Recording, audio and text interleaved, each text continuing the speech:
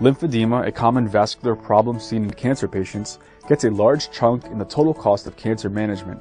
However, a new study published by PLoS One reveals that home-based lymphedema management using a pneumatic compression device, or PDC for short, which is an inflatable garment for the legs, arms, chest, or trunk, can actually cut the cost and improve treatment outcomes in patients suffering from cancer.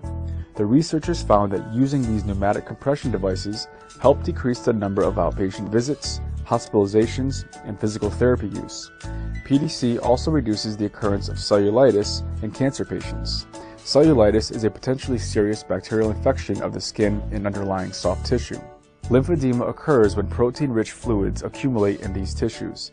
It usually happens in any kind of cancer or its treatment.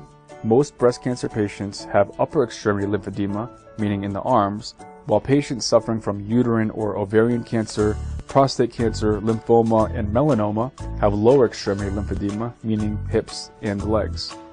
Lymphedema is commonly associated with cellulitis. Lymphedema can provoke local inflammation caused by infection or injury, resulting in the development of cellulitis.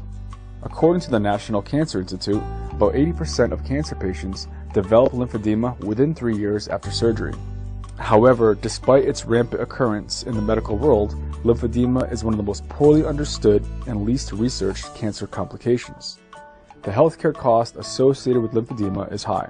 People with cancer usually spend around $62,000 per year for lymphedema treatment.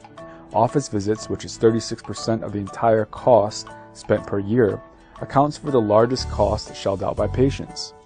However, PDCs cut the total cost of lymphedema treatment by 18%, roughly $11,000 per year.